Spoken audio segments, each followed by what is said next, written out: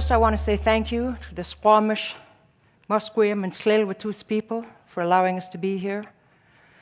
We don't own the land owns us. We are just the keepers of a sacred trust. Thousands and thousands of years our people have been on these lands. We recognize ourselves as this point in time. We look back 7 generations to think about what we learned from those generations. We project forward with that knowledge to sustain ourselves that many generations again into the future. And if we think about time, it's not a line that passes like this, but it is a spiral, cycles that continue to unwind. And if you put that spiral on its side, it kind of looks like DNA. And understanding that those 7 generations ago, they actually started to influence me and who I am today.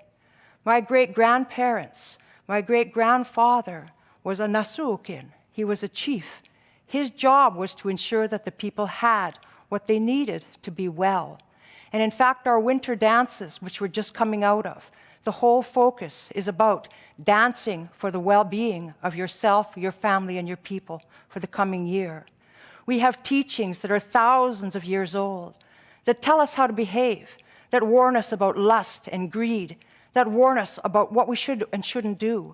We have teachings to tell us how to grow healthy babies, to avoid babies that might be born stained or with a mind that can't focus. But we had a culture clash, misunderstanding, communication. We were called heathens, no understanding. This picture is a picture that continues to sit in a museum in my country, over in the Kootenays. It's a picture of one of our women who had swallowed a bunch of nails. The word for nails, the word for iron, is the same word as the word for iron. Nails, iron. She swallowed them. She was anemic. The doctor told her she needed iron. Culture clash. No understanding. No time for understanding. So we understand that our people have no voice. My father was caught between the time before, the time in the future. He was a brilliant man, illiterate, couldn't speak English when he was a child, couldn't read and write English as an adult, but a brilliant, brilliant man.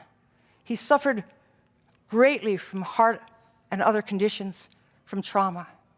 My mother, physical dynamo, body still going. But as soon as my dad passed, her heart broke.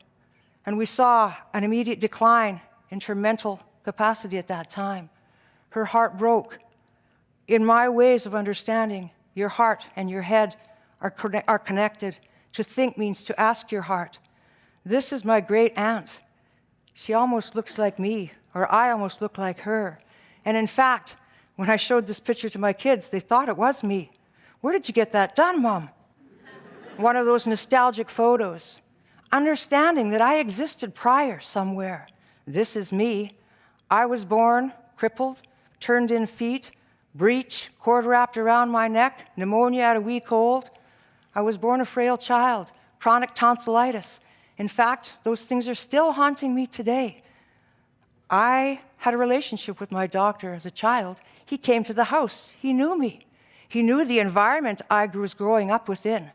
He knew my environment. Our environment has so much to do with how well we are, our physical and social environments. We forget that. The relationship we have now with our PhD is not the same. In fact, it's like a dance in the door, dance out the door.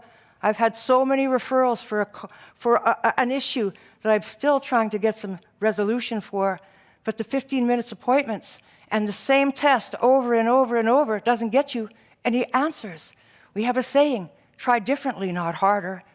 In fact, we understand that the person's circumstance is actually connected to all kinds of things. I think they call it the determinants of health.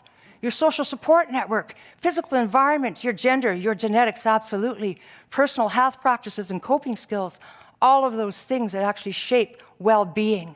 So we're not talking about healthcare, we're actually talking about disease management. We need to focus on healthcare. For Indigenous people, it's a challenge because we're caught between provincial jurisdiction and federal jurisdiction. Provincial laws don't apply in my community on the reserve lands. So for health and safety, Basically, we have very few laws that apply to us. So we're caught in this strange place. And words, they do create worlds. So watch what you say. Watch how you say it. My doctor's referral letter to those ENTs, I said, what's going on here? Why are they shooing me out the door? Why did the doctor say, anyone can make their tongue look swollen?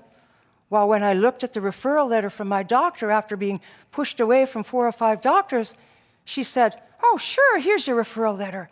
I took a look at it. Oh, my gosh, no wonder. She said, what? I said, read it. Oh, I'm so sorry. I didn't mean to calling you a challenging patient. I meant to say it was a challenging case. So remember that those words will come and haunt you and haunt you and haunt you. So take care as you put a word out into the universe. Remember that what you do today will affect your child, your grandchildren, your children to come in the future. The word for root in my language, akukpokam, literally means taking your life from the earth. Akukpokam nam, my children, my grandchildren. What we do to the earth will impact us. So please, my hope for healthcare is that we care for the water, the land, and everything around us, because that is our health in the future. Because truly, you know, we don't own the land owns us. We are just the keepers of a sacred trust, sustained by the water, the land, and the trees, our ancestral home for centuries. So let's try differently, not harder.